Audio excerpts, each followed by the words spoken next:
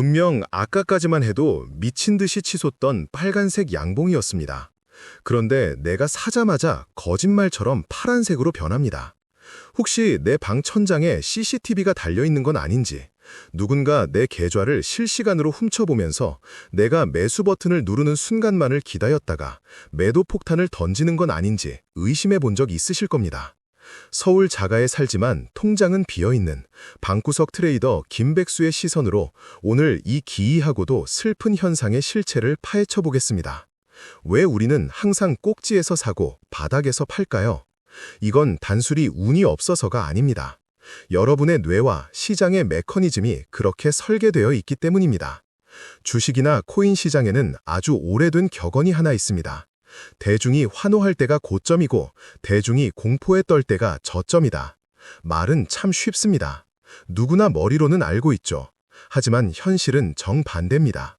아침 9시 장이 시작됩니다. 어제 뉴스를 뜨겁게 달궜던 그 테마주가 시초가부터 10% 급등하며 출발합니다. 처음에는 그냥 지켜봅니다. 에이, 저러다 말겠지. 저건 도박이야. 나는 가치 투자를 지향하는 합리적인 투자자니까. 그런데 10분이 지나고 30분이 지납니다. 주가는 15%, 20%를 넘어 상한가를 향해 달려갑니다. 이때부터 우리의 뇌는 이상 반응을 보이기 시작합니다. 이성은 마비되고 본능이 깨어납니다. 주식 관련 커뮤니티와 단체 채팅방에서는 난리가 났습니다. 누구는 벌써 오늘 일당을 벌었다고 하고 누구는 이번 달 월급을 벌었다며 수익 인증샷을 올립니다. 나는 지금 서울 아파트 거실에 앉아 있지만 당장 다음 달 카드값을 걱정해야 하는 처지인데 저 사람들은 클릭 몇 번으로 돈을 복사하고 있습니다. 이때 우리가 느끼는 감정은 단순한 부러움이 아닙니다. 심리학에서는 이를 소외 공포감, 즉 포모 증후군이라고 부릅니다. 남들은 다 돈을 버는데 나만 벼락거지가 될 것 같다는 공포. 이 공포는 인간이 가진 가장 원초적인 생존 본능을 건드립니다. 과거 수렵 채집 시절 무리에서 뒤처지거나 소외된다는 건 곧 죽음을 의미했습니다. 그래서 우리는 본능적으로 다수가 움직이는 방향으로 따라가려 합니다. 이게 바로 군중 심리의 핵심입니다. 주가가 오르면 오를수록, 거래량이 터지면 터질수록 우리의 뇌는 이 주식이 안전하다고 착각하게 만듭니다. 사실은 정반대인데 말이죠.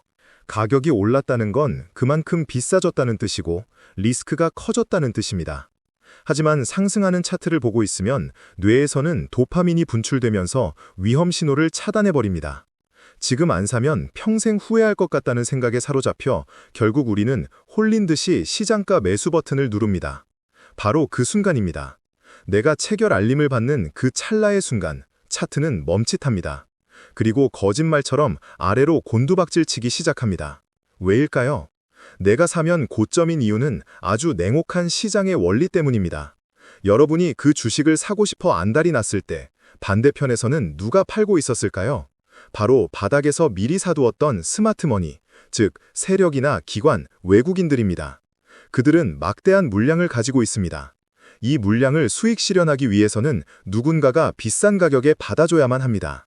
거래량이 터지고 뉴스가 쏟아지고 개인 투자자들이 흥분해서 달려드는 그 시점이 그들에게는 유일하게 물량을 떠넘기고 탈출할 수 있는 기회인 것입니다.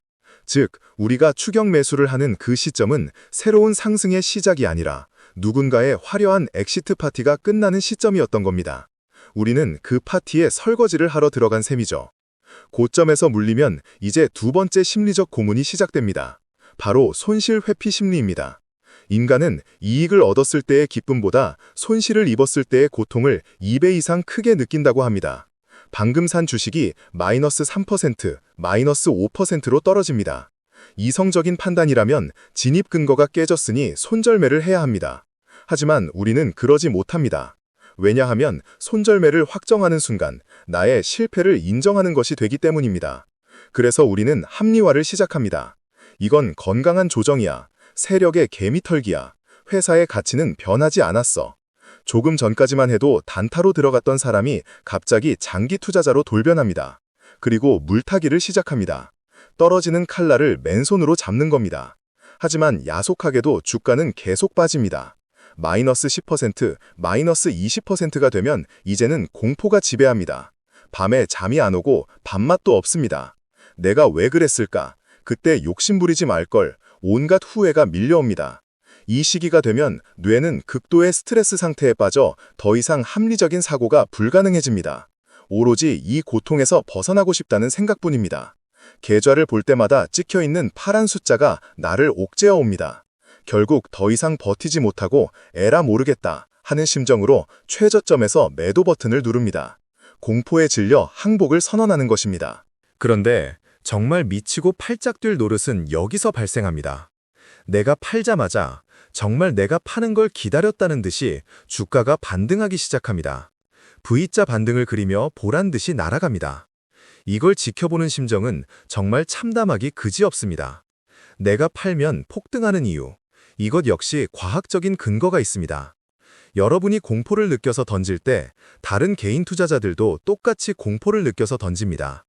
시장에 매도 물량이 쏟아져 나옵니다. 더 이상 팔 사람이 없을 정도로 매도세가 소진되는 그 지점, 그곳이 바로 진정한 바닥, 즉 매도 클라이맥스입니다. 팔 사람은 다 팔고 나갔으니 이제 아주 적은 매수세만 들어와도 주가는 가볍게 튀어오릅니다. 스마트 머니는 바로 이 시점을 기다립니다. 개인들의 피눈물이 섞인 투매 물량을 헐값에 주워 담는 것입니다. 이것이 시장이 수백 년간 반복해온 부의 이동 방식입니다. 인내심 없는 자의 돈이 인내심 있는 자에게로 흘러가는 과정이죠. 우리는 이 과정을 겪으면서 사후 확신 편향이라는 또 다른 함정에 빠집니다. 지나고 나서 차트를 보면 모든 게 명확해 보입니다. 아, 여기가 고점이었네. 여기가 지지선이었네. 여기서 팔고 여기서 다시 잡았으면 대박인데. 마치 내가 그때 올바른 판단을 할 수 있었는데 실수한 것처럼 착각합니다. 하지만 그건 결과론적인 이야기일 뿐입니다. 그 당시의 공포와 탐욕 속에서는 누구나 똑같이 행동했을 겁니다. 서울의 비싼 아파트에 앉아 있어도 당장 내 눈앞에 자산이 줄어드는 공포 앞에서는 누구나 평정심을 잃기 마련입니다. 투자 시장은 기본적으로 제로섬 게임에 가깝습니다. 누군가 돈을 벌면 누군가는 잃어야 합니다. 그리고 대다수의 개인 투자자들은 잃는 쪽에 섭니다. 그 이유는 정부의 비대칭성 때문이기도 하지만 더 근본적으로는 심리의 비대칭성 때문입니다. 우리는 본능을 거스르는 투자를 해야 합니다. 남들이 사고 싶어 안달이 났을 때 두려움을 느껴야 하고 남들이 공포에 질려 던질 때 용기를 내야 합니다. 워런 버핏의 그 유명한 말처럼 말이죠. 하지만 백수 트레이더로서 솔직히 말씀드리면 이거 정말 어렵습니다.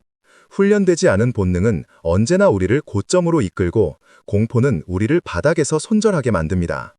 그래서 우리는 기술적 분석을 배우고 차트에 선을 긋고 보조지표를 연구합니다. 하지만 아무리 좋은 기법도 심리가 무너지면 무용지물입니다. RSI가 과매수 구간에 진입했다는 신호를 보내도 더 갈 것 같다는 탐욕이 눈을 가리면 보이지 않습니다. 지지선이 깨졌다는 신호를 보내도 반등할 거라는 희망 회로가 뇌를 지배하면 손절하지 못합니다. 결국 주식시장은 나 자신과의 싸움입니다. 서울 자가라는 든든한 껍데기가 있어도 내면의 욕심과 공포를 다스리지 못하면 방구석 트레이더의 계좌는 언제나 파란색일 수밖에 없습니다.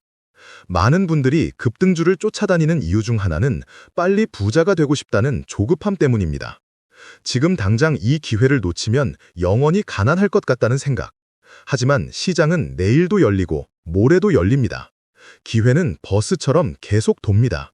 이번 버스를 놓쳤다고 해서 택시를 타고 쫓아가려다가는 사고가 납니다. 그냥 다음 버스를 기다리면 됩니다. 현금을 들고 기다리는 것도 투자라는 사실을 우리는 자주 잊습니다. 중요한 이야기를 마무리하기 전에 잠시 부탁드립니다. 혹시 지금 뜨끔하셨거나 내 이야기라고 생각되신다면 구독과 좋아요 꼭 한 번씩만 눌러주세요. 제발. 여러분의 작은 클릭 한 번이 방구석 트레이더에게는 상한가보다 더 큰 힘이 됩니다. 자, 이제 결론을 내려보겠습니다.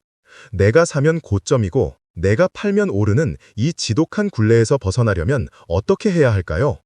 역설적이게도 내가 사고 싶어서 미칠 것 같을 때, 그때가 바로 참아야 할 때입니다.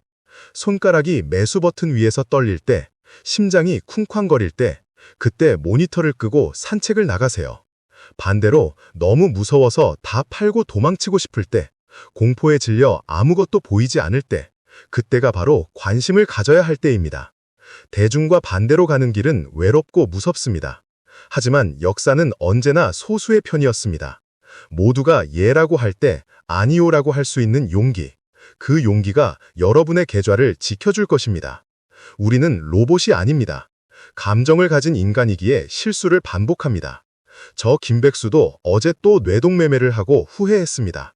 하지만 적어도 내가 왜 실패했는지, 내 심리가 어떻게 작동했는지를 복기하고 깨닫는다면 내일은 오늘보다 조금 더 나은 트레이더가 될 수 있지 않을까요?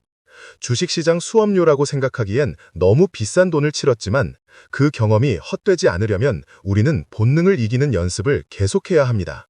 여러분의 성공 투자를, 그리고 저의 성공 투자를 진심으로 기원합니다. 다음에는 더 뼈 때리는, 하지만 도움이 되는 이야기로 찾아오겠습니다.